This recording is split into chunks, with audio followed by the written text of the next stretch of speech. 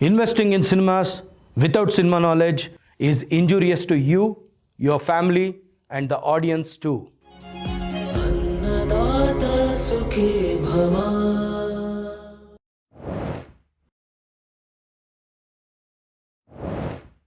ಚಂದನವನ ಅಂದು ಇಂದು ಮುಂದು ಎಂಬ ಕಾರ್ಯಕ್ರಮದಲ್ಲಿ ನಮ್ಮ ಕರ್ನಾಟಕ ಚಲನಚಿತ್ರ ವಾಣಿಜ್ಯ ಮಂಡಳಿಯ ಅಧ್ಯಕ್ಷರಾದ ಡಾಕ್ಟರ್ ಜಯಮಾಲಾ ಮೇಡಮ್ ಅವರು ನಮ್ಮ ಚಲನಚಿತ್ರರಂಗ ಅಂದರೆ ವಾಣಿಜ್ಯ ಅಂದರೆ ಇದರಲ್ಲಿ ಹಲವಾರು ಕುಟುಂಬಗಳು ಎಷ್ಟೋ ಜನ ಕೆಲಸಗಳನ್ನ ಮಾಡ್ತಾರೆ ಮತ್ತು ಎಷ್ಟೋ ಜನ ಈ ಒಂದು ಕೆಲಸದಿಂದಾನೇ ತಮ್ಮ ಜೀವನವನ್ನು ನಂಬಿಕೊಂಡಿದ್ದಾರೆ. ಸೊ ಅವರೆಲ್ಲ ಅಂದರೆ ನಮ್ಮ ನಿರ್ಮಾಪಕರಾಗಿರ್ಬೋದು, ಕಾರ್ಮಿಕರಾಗಿರ್ಬೋದು, ಟೆಕ್ನಿಷಿಯನ್ಸ್ ಆಗಿರ್ಬೋದು, ಆರ್ಟಿಸ್ಟ್ ಆಗಿರ್ಬೋದು, ಎಲ್ಲರದ್ದು ಏನು ಸಂಕಷ್ಟಗಳಿವೆ ಮತ್ತು ಇದನ್ನೆಲ್ಲ ಸರ್ಕಾರದ ಮುಂದೆ ಒಂದು ಮೆಮೊರೆಂಡಮ್ ಆಗಿ ಏನೆಲ್ಲ ಬೇಡಿಕೆಗಳನ್ನ ಇಟ್ಟರು ಮತ್ತು ಎಷ್ಟು ಚೆನ್ನಾಗಿ ನಮ್ಮ ಇಂಡಸ್ಟ್ರಿಯ ಬಗ್ಗೆ ಅದನ್ನು ಅರ್ಥ ಮಾಡಿಸಿದ್ರು ಅಂತ ನೋಡ್ಕೊಂಬರೋಣ ಬನ್ನಿ. ತಾವು ಚರ್ಚಿಸುವಂಥ ವಿಚಾರ ಇರ್ಬೋದು, ಹಾಗೂ ಇಲ್ಲಿ ಬಂದಿರತಕ್ಕಂಥ ಅವರು ಮಾತನಾಡುವ ವಿಚಾರಗಳಿರ್ಬೋದು, ಈ ಎಲ್ಲ ವಿಚಾರಗಳು ಕೂಡ ಮುಂದೆ ಇಮ್ಮಿಡಿಯೇಟ್ ಆಗಿ ಇದು ಪುಸ್ತಕ ರೂಪದಲ್ಲಿ ತರ್ತೀವಿ ಅಂತ ನಿಮಗೆ ಒಂದು ಮಾತನ್ನು ಹೇಳಲಿಕ್ಕೆ ನಾನು ಇಷ್ಟಪಡ್ತೀನಿ. ಹಾಗೆ ಹೊಸ ಚಿಂತನೆಗಳಿಗೆ ದಾರಿ ಮಾಡಿಕೊಡುತ್ತೆ ಅನ್ನುವ ನಂಬಿಕೆ ನನಗಿದೆ. ಹಾಗೆ ಹೊಸ ಪರಿಹಾರಗಳಿಗೆ ವೇದಿಕೆ ಆಗುತ್ತೆ ಅನ್ನುವಂಥ ನಂಬಿಕೆಯೂ ಇದೆ. ಹೊಸ ಪೀಳಿಗೆಗೂ ಕೂಡ ಇದು ದಿಕ್ಸೂಚಿಯಾಗಿದೆ ಅಂತ ನನಗೆ ನಂಬಿಕೆ ಇದೆ. ನಾನು ಈಗ ಮಾನ್ಯ ಪ್ರಭಾಕರ್ ಸರ್ ಹತ್ರ ಸರ್ಕಾರದ ಪರವಾಗಿ ನಮ್ಮನ್ನು ಸರ್, ನಾನು ನಿಮ್ಮಲ್ಲಿ ಒಂದೇ ಒಂದು ಈ ಸಂದರ್ಭದಲ್ಲಿ ಹೇಳ್ತೇನೆ. 87ರಲ್ಲಿ ಚೆನ್ನೈನಲ್ಲಿ ಇದ್ದಂಥ ನಾವೆಲ್ಲರೂ ಕೂಡ ಕರ್ನಾಟಕದಲ್ಲೇ ಕನ್ನಡಿಗರು, ಕನ್ನಡ ಚಿತ್ರಗಳು ಇಲ್ಲಿ ಬೆಳಿಬೇಕು, ಬೆಳವಣಿಗೆ ಆಗಬೇಕು, ಇಲ್ಲಿ ಸ್ಥಿರವಾಗಿ ನಿಲ್ಲಬೇಕು, ಇಲ್ಲೇ ಎಲ್ಲವೂ ನಡಿಬೇಕು ಅಂತ ನಮ್ಮನ್ನೆಲ್ಲರನ್ನೂ ಕೂಡ ಕರ್ನಾಟಕ ಭಾಳ ಅತ್ಯಂತ ಪ್ರೀತಿಯಿಂದ ಬರಮಾಡ್ಕೊಳ್ತು ಸರ್. ನಾವೆಲ್ಲರೂ ಬಂದ್ವಿ. 333 ಎಕರೆ ಜಮೀನನ್ನು ಇವತ್ತಿನ ದಿನ ನಮಗೆ ಹೆಸರುಘಟ್ಟದಲ್ಲಿ ಕನ್ನಡ ಚಿತ್ರರಂಗಕ್ಕೆ ಚಿತ್ರನಗರಿಯಾಗಿ ತಗೊಳ್ಳಿ ಅಂತ ಹೇಳ್ತು. ಆದರೆ ಸರ್, ನಮಗೆ ದಕ್ಕಲೇ ಇಲ್ಲ ಸರ್. ನಾವು ಬರೀ ಕನಸು ಕಂಡ್ವಿ, ನಮಗದು ದಕ್ಕಲಿಲ್ಲ. ನಂತರದ ದಿನಗಳಲ್ಲಿ ಈಗ ನಮ್ಗೆ ಇನ್ನೊಂದು ಖುಷಿ ತಂದಿದೆ. ಚಿತ್ರನಗರಿಯಲ್ಲಿ ಅಂದರೆ ಮೈಸೂರಿನಲ್ಲಿ ಇವತ್ತು 160 ಎಕರೆ ಜಾಗದಲ್ಲಿ ಚಿತ್ರನಗರಿ ಕನ್ನಡ ನಮಗೆಲ್ಲರಿಗೂ ಕೂಡ ತಯಾರಾಗ್ತಿದೆ ಅಂತ ಹೇಳ್ತಿದ್ದಾರೆ. ಈ ಕನಸನ್ನು ನಾವು ನಿತ್ಯವೂ ಕಾಣ್ತಿದ್ದೀವಿ. ಈ ಕನಸಿನಲ್ಲಿ ನಾನು ತಮ್ಮಲ್ಲಿ ಅನೇಕ ವಿಚಾರಗಳನ್ನು ತಮಗೆ ಹೇಳಲಿಕ್ಕೆ ಇಷ್ಟಪಡ್ತೀನಿ ಸರ್. 2001ರಲ್ಲಿ ಕರ್ನಾಟಕ ಸರ್ಕಾರ 10 ಲಕ್ಷ ಪ್ರೋತ್ಸಾಹಧನ ಸಹಾಯಧನವನ್ನು ನೀಡಿತು. ಅವತ್ತಿನ ವೆಚ್ಚ ಒಂದು ಚಿತ್ರಕ್ಕೆ ಅವರು 10 ಲಕ್ಷ ಕೊಡುವಾಗ 2001ರಲ್ಲಿ 10 ರಿಂದ 30 ಲಕ್ಷ ನಮಗೆ ಒಂದು ಚಿತ್ರಕ್ಕೆ, ಸಣ್ಣ ಚಿತ್ರಗಳಿಗೆ ಖರ್ಚಾಗ್ತಿತ್ತು ಸರ್. ಇವತ್ತಿಗೆ 25 ವರ್ಷಗಳಾಗಿದೆ. ಈ 25 ವರ್ಷ ನಂತರವೂ ಕೂಡ ಸರ್ಕಾರ ನಮಗೆ 10 ಲಕ್ಷ ಸಬ್ಸಿಡಿಯನ್ನೇ ನೀಡ್ತಾ ಇದೆ ಸರ್. ನಮ್ಮ ನಿರ್ಮಾಣದ ವೆಚ್ಚ ಇವತ್ತು 10 ಅಲ್ಲ ಸರ್, 90 ಪಟ್ಟು ಜಾಸ್ತಿ ಆಗಿದೆ. ಅವತ್ತು 30 ಲಕ್ಷದಲ್ಲಿ ಖರ್ಚಾಗುವಂಥ ಸಿನಿಮಾ ಇವತ್ತು ಕೋಟಿಗೆ ಹೋಗಿದೆ. ಆದರೆ ಈ ಸಣ್ಣ ನಿರ್ಮಾಣಕ್ಕೂ ಕೂಡ ಕೋಟ್ಯಾಂತರ ರೂಪಾಯಿ ನಾವು ಖರ್ಚು ಮಾಡುವಾಗ ಒಂದು ಸಾಧಾರಣ ಸಿನಿಮಾಕ್ಕೆ ಎಷ್ಟು ಖರ್ಚಾಗ್ಬೋದು ಅಂತ ತಾವು ಎಲ್ಲರೂ ಕೂಡ ನಾವು ಊಹಿಸ್ಕೋಬೋದು. ಇವತ್ತು ತಾಂತ್ರಿಕ ವೆಚ್ಚ ಇರ್ಬೋದು, ಕಲಾವಿದರ ಸಂಭಾವನೆ ಇರ್ಬೋದು, ಥಿಯೇಟರ್ ಖರ್ಚು ಇರ್ಬೋದು, ಹಾಗೂ ಪ್ರಚಾರದ ವೆಚ್ಚ ಇರ್ಬೋದು, ಅನೇಕ ಖರ್ಚುಗಳು ಇವೆಲ್ಲವನ್ನೂ ನೋಡಿದಾಗ ಇವತ್ತು ನಿರ್ಮಾಪಕರ ಮೇಲೆ ಭಾರಿ ಆರ್ಥಿಕವಾದಂಥ ಒತ್ತಡ ಹೇರಿದೆ ಸರ್. ಈ ಸಮಯದಲ್ಲಿ ಕರ್ನಾಟಕ ರಾಜ್ಯದ ಬಜೆಟನ್ನು ಕೂಡ ನಾನು ನೆನೆಸ್ಕೊಳ್ತೀನಿ ಸರ್. 2001ರಲ್ಲಿ 22,000 ಕೋಟಿ ರಾಜ್ಯದ ಬಜೆಟ್ ಆಗಿತ್ತು ಸರ್. ಇವತ್ತು 26ರಲ್ಲಿ 4,48,000 ಕೋಟಿ ನಮ್ಮ ರಾಜ್ಯದ ಬಜೆಟ್ ಸರ್.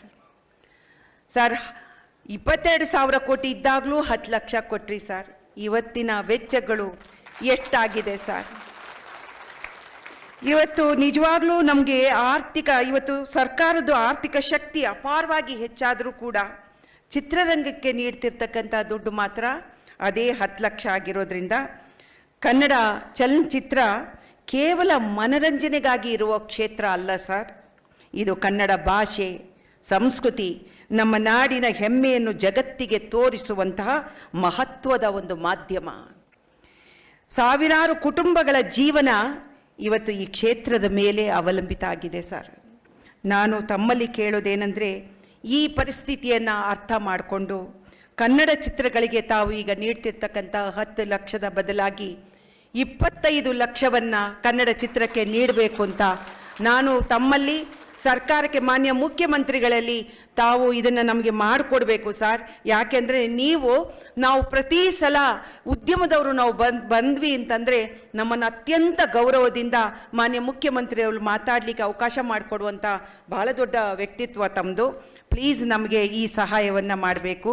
ಹಾಗೆ ಎರಡನೇ ವಿಷಯ, ಕನ್ನಡ ಚಿತ್ರರಂಗದವರಿಗೆ ಸೂರನ್ನು ಕಲ್ಪಿಸ್ಕೊಡ್ಬೇಕು ಸರ್. ಸರ್, ನಾನು ಇವತ್ತು ಹೇಳ್ತೀನಿ, 1934ರಲ್ಲಿ ಚಿತ್ರರಂಗ ಪ್ರಾರಂಭ ಆಗಿದೆ, 93 ವರ್ಷ ಆಗಿದೆ ಸರ್. ಇವತ್ತಿಗೂ ಕೂಡ ಒಂದು 5% ಅಷ್ಟೇ ಸರ್ ಸ್ವಂತ ಮನೆಯಲ್ಲಿ ಎಲ್ಲರೂ ಇದ್ದಾರೆ. 95% ಜನರಿಗೆ ಒಂದು ಸೂರೇ ಇಲ್ಲ ಸರ್, ನಿಜಕ್ಕೂ ಇಲ್ಲ. ನೀವು ಬೇಕಾದರೆ ನಮ್ಮಲ್ಲಿ ನಾನು ಹೇಳ್ತೀನಿ ಸರ್, ಪ್ರತಿ ಒಬ್ಬರನ್ನು ನೀವು ನೋಡಿ ಸರ್, 5% ಅಷ್ಟೇ ಸರ್ ಸೂರಿರೋದು. ಆದ್ದರಿಂದಾಗಿ ಇವತ್ತು ಚಿತ್ರರಂಗದ ಬೆಳವಣಿಗೆಗೆ ಅವರು ತಮ್ಮ ಜೀವನವನ್ನೇ ಮುಡುಪಾಗಿಟ್ಟಿರುವಂಥ ಸಾವಿರಾರು ಜನರಿಗೆ ಕೊನೆಗಾಲವರೆಗೂ ಒಂದು ಸೂರಿಲ್ಲ ಅಂತ ಅವ್ರು ಹೋಗಬಾರ್ದು ಸರ್. ನಾನು ತಮ್ಮಲ್ಲಿ ರಿಕ್ವೆಸ್ಟ್ ಮಾಡೋದು, ಕರ್ನಾಟಕ ಸರ್ಕಾರ ಮೈಸೂರು ಚಿತ್ರನಗರಿಯಲ್ಲಿ ನಿರ್ಮಾಣಕ್ಕೆ ಮುಂದಾಗಿರೋದು ನಮಗೆಲ್ಲರಿಗೂ ಹೆಮ್ಮೆಯ ವಿಷಯ. ಈ ಸಂದರ್ಭದಲ್ಲಿ ನಗರಿಯ ಪಕ್ಕದಲ್ಲಿ ನಾವು 50 ಎಕರೆ ಜಾಗವನ್ನು ಚಿತ್ರರಂಗದವರಿಗೆ ಕೊಡಬೇಕು ಅಂತ ಹೇಳ್ಬಿಟ್ಟು ನಾನು ವಿನಮ್ರವಾಗಿ ಕೇಳ್ಕೊಳ್ತೇನೆ ಸರ್. ದಯವಿಟ್ಟು ಕೊಡಿ. ಇದರಿಂದ ಇದು ಕೇವಲ ಮನೆ ನಿರ್ಮಾಣ ಆಗಲ್ಲ ಸರ್, ಕನ್ನಡ ಚಿತ್ರರಂಗಕ್ಕೆ ಜೀವನವನ್ನೇ ಅರ್ಪಿಸಿದ ಸಾವಿರಾರು ಕುಟುಂಬಗಳಿಗೆ ಇದು ಭವಿಷ್ಯ ಒದಗಿಸುವಂಥ ಒಂದು ಸಾಮಾಜಿಕ ಹೊಣೆಗಾರಿಕೆ ಆಗಿದೆ. ಮೂರನೇದು, ಕನ್ನಡ ಚಿತ್ರರಂಗಕ್ಕೆ OTTಯನ್ನು ನೀಡೋದು ಸರ್. ಪ್ರತಿ ವರ್ಷ ಕರ್ನಾಟಕದಲ್ಲಿ ಸುಮಾರು 250ಕ್ಕೂ ಹೆಚ್ಚಿನ ಚಿತ್ರಗಳು ಬಿಡುಗಡೆ ಆಗುತ್ತೆ.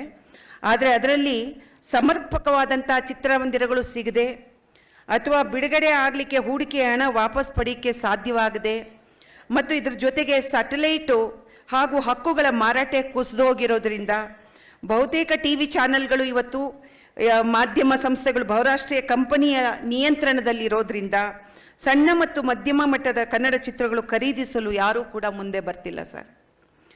ಇದರಿಂದ ನಿರ್ಮಾಪಕರು ನಿಜವಾಗ್ಲೂ ಸರ್, ಈ ಇಂಡಸ್ಟ್ರಿನೇ ಬೇಡ, ಹಳೆಯ ನಿರ್ಮಾಪಕರು ಯಾಕೆ ಸಿನಿಮಾ ಮಾಡ್ತಿಲ್ಲ ಅಂತಂದರೆ ಈ ರೀತಿ ಸೋತು ಅವರಿಗೆ ಭಯ ಬಂದ್ಬಿಟ್ಟಿದೆ ಸರ್.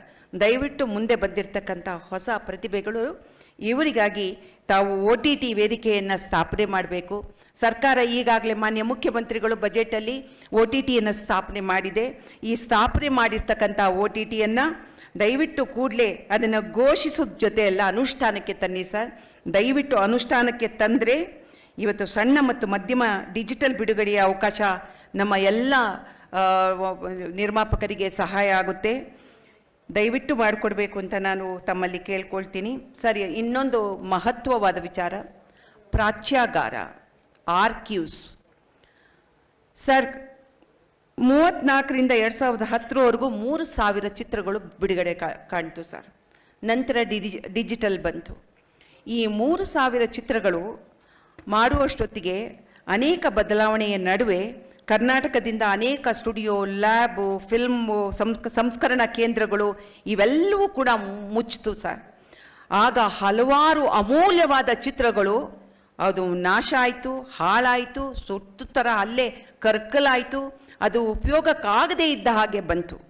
ಸೊ ನಿರ್ಮಾಪಕರು ತಮ್ಮ ಜೀವನ ಪೂರ್ತಿ ಅವರು ಕಷ್ಟಪಟ್ಟು ನಿರ್ಮಿಸಿದಂಥ ಅಮೂಲ್ಯ ಚಿತ್ರಗಳು ಕೈತಪ್ಪಿ ಹೋಯಿತು, ನಾಶ ಆಗೋಯ್ತು ಸರ್.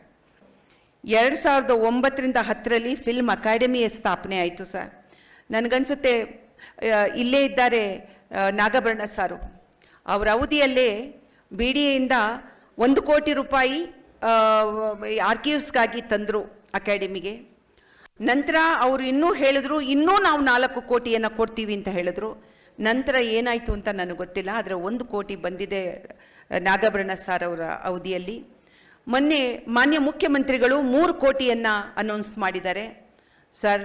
ದಯವಿಟ್ಟು ಆರ್ಕೀವ್ಸನ್ನು ಸುಸಜ್ಜಿತವಾಗಿ ಇಲ್ಲೇ ತಯಾರು ಮಾಡಿಸಿ ಸರ್, ಇಲ್ಲೇ ಸ್ಥಾಪನೆ ಮಾಡಿಸಿ. ನಮ್ಮ ನಿರ್ಮಾಪಕರಿಗೆ ಇದರಿಂದ ತುಂಬ ಸಹಾಯ ಆಗುತ್ತೆ. ನಂತರ ಈ ಹಿಂದೆ ನಮ್ಮ ಸಿನಿಮಾಗಳೆಲ್ಲ ಇದೆ ನೋಡಿ ಸರ್, ಅವೇ ನಮ್ಮ ಭವಿಷ್ಯ ಸರ್. ಆ ಸಿನಿಮಾಗಳನ್ನೆಲ್ಲವೂ ಕೂಡ ಉಳಿಸುವಂಥ ಕೆಲಸವನ್ನು ಸರ್ಕಾರ ಮಾಡಬೇಕಾಗುತ್ತೆ ಸರ್. ಹಾಗೆ ಸರ್, ಸಮಗ್ರ ಚಲನಚಿತ್ರ ನೀತಿ ಆಗಬೇಕಾಗಿದೆ ಸರ್. ಕರ್ನಾಟಕ ಸರ್ಕಾರ 2011ರಲ್ಲಿ ಮಾಡಿರ್ತಕ್ಕಂಥ ಸಮಗ್ರ ಚಲನಚಿತ್ರ ನೀತಿಯನ್ನು ಇವತ್ತಿಗೂ ಕೂಡ ಅಳವಡಿಕೆ ಮಾಡಿಕೊಂಡಿದೆ ಸರ್. 15 ವರ್ಷಗಳಲ್ಲಿ ಚಿತ್ರರಂಗ ಸಂಪೂರ್ಣ ಬದಲಾಗಿದೆ ಸರ್. ಸೆಲ್ಯುಲಾಯ್ಡ್ ಯುಗದಿಂದ ಡಿಜಿಟಲ್ ಯುಗಕ್ಕೆ, ಥಿಯೇಟರ್ಗಳಿಂದ OTTಗೆ ಬಂದಿದ್ದೀವಿ ಸರ್. ಸಾಮಾನ್ಯ ಕ್ಯಾಮರಾದಿಂದ ಆರ್ಟಿಫಿಷಿಯಲ್ ಇಂಟೆಲಿಜೆನ್ಸಿವರೆಗೂ ಚಿತ್ರರಂಗ ಅಪಾರ ಬದಲಾವಣೆಯನ್ನು ಪಡ್ಕೊಂಡಿದೆ. ಇಂದಿನ ಈ ಸವಾಲು, ಈ ತಂತ್ರಜ್ಞಾನಕ್ಕೆ ಅನುಗುಣವಾಗಿ ಇವತ್ತು ಸಮಗ್ರ ಚಲನಚಿತ್ರ ನೀತಿ ಇವತ್ತು ಜಾರಿಗೆ ಬರಬೇಕಾಗಿದೆ ಸರ್. ಹಾಗೆ ಕಾಪಿರೈಟ್ ಕಾಯ್ದೆಯನ್ನು ಕಾಲಾನುಗುಣವಾಗಿ ಪರಿಷ್ಕರಿಸುವಂತೆ ಚಲನಚಿತ್ರ ನೀತಿಯನ್ನು ಕೂಡ ಪ್ರತಿ 5 ವರ್ಷಕ್ಕೊಮ್ಮೆ ಆದರೂ ಅದನ್ನು ಪರಿಷ್ಕರಿಸುವಂತೆ ಮಾಡಬೇಕಾಗಿದೆ ಸರ್. ಹೊಸ ತಂತ್ರಜ್ಞಾನ ಬಳಕೆಗೆ ತಾವು ಇದಕ್ಕೆ ದಾರಿ ಮಾಡಿಕೊಡ್ಬೇಕು ಸರ್.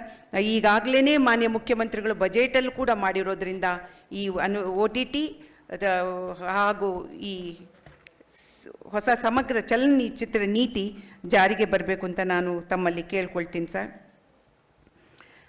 ಸಿನಿಮಾಟೋಗ್ರಫಿ ಕಾಯ್ದೆ, ಇದು ತಾವು ಒಂಚೂರು ಗಮನ ಕೇಳಿ ಸರ್. ಸಿನಿಮಾಟೋಗ್ರಫಿ ಕಾಯ್ದೆ ತಿದ್ದುಪಡಿ ಆಗಬೇಕಾಗಿದೆ ಸರ್. ತಿದ್ದುಪಡಿ ಆಗಿದೆ, ಇಲ್ಲಿ ಮಾರ್ಪಾಡು ಮಾಡ್ಕೋಬೇಕಾಗಿದೆ ಸರ್. ಇಲ್ಲಿ ಒಂದು ಸಣ್ಣ ತಪ್ಪುಗಳಿಂದ ಪ್ರತಿಯೊಬ್ಬರೂ ತುಂಬ ಸಮಸ್ಯೆಗಳನ್ನು ಎದುರಿಸ್ತಾ ಇದ್ದಾರೆ ಸರ್. ಇವತ್ತು ಪ್ರಸ್ತುತ ಚಿತ್ರಮಂದಿರಗಳ ಲೈಸೆನ್ಸನ್ನು ನವೀಕರಣ ಪ್ರಕ್ರಿಯೆಯಲ್ಲಿ ಅನೇಕ ಸಾರಿ ಇಲಾಖೆಗಳ ಅನುಮತಿ ಪಡೆಯಬೇಕಾಗೋದ್ರಿಂದ ಪ್ರದರ್ಶಕರು ಮತ್ತು ಚಿತ್ರಮಂದಿರ ಮಾಲೀಕರು ಅನೇಕ ತೊಂದರೆಗಳನ್ನು ಇವತ್ತು ಅನುಭವಿಸ್ತಿದ್ದಾರೆ. ಚಿತ್ರಮಂದಿರ ಲೈಸೆನ್ಸ್ ನವೀಕರಣ ಏಕಗವಾಕ್ಷಿ ವ್ಯವಸ್ಥೆ, ಸಿಂಗಲ್ ವಿಂಡೋ ಸಿಸ್ಟಮನ್ನು ಮೂಲಕ ಸರಳ ಮತ್ತು ವೇಗವಾಗಿ ಮಾಡುವ ವ್ಯವಸ್ಥೆಯನ್ನು ಸರ್ಕಾರ ಜಾರಿಗೆ ತರಬೇಕಾಗಿದೆ ಸರ್. ಹೇಳ್ತಾರೆ ನಾವು ಮಾಡಿದ್ದೀವಿ ಅಂತ, ಆದರೆ ಅಲ್ಲಿ ಅನೇಕ ಚಿಕ್ಕ ಚಿಕ್ಕ ವಿಚಾರಕ್ಕೆ ಇವತ್ತು ಅಲ್ದಾಡುವಂಥದ್ದಾಗುತ್ತೆ ಸರ್.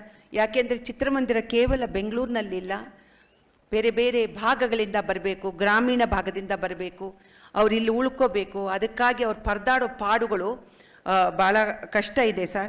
ಈ ಸಂಪೂರ್ಣ ಡಿಜಿಟಲ್ ಯುಗ ಇದ್ದರೂ ಕೂಡ ಇಲಾಖೆಗಳು ಇನ್ನೂ ಕೂಡ ಅನೇಕ ಸೆಲ್ಯುಲಾಯ್ಡ್ ಕಾಲದ ನಿಯಮಗಳನ್ನು ಮತ್ತು ಷರತ್ತುಗಳನ್ನು ಆಧಾರ ಮಾಡಿಕೊಂಡೇ ನವೀಕರಣ ಪ್ರಕ್ರಿಯೆಯನ್ನು ನಡೆಸ್ತಾ ಇದ್ದಾರೆ ಸರ್. ಚಿತ್ರಮಂದಿರ ಕ್ಷೇತ್ರಕ್ಕೆ ದೊಡ್ಡ ಸಮಸ್ಯೆಯಾಗಿದೆ. ಇವತ್ತಿನ ಡಿಜಿಟಲ್ ಸಿನಿಮಾ ತಂತ್ರಜ್ಞಾನಕ್ಕೆ ಅನುಗುಣವಾಗಿ ನಿಯಮಗಳನ್ನು, ಆಧುನಿಕ ವ್ಯವಸ್ಥೆಗೆ ತಕ್ಕ ಹೊಸ ಮಾರ್ಗಗಳನ್ನು ಸರ್ಕಾರ ಮಾರ್ಪಾಡು ಮಾಡಿಕೊಡ್ಬೇಕು ಅಂತ ನಾನು ತಮ್ಮಲ್ಲಿ ಅರಿಕೆ ಮಾಡ್ಕೋತೀನಿ ಸರ್.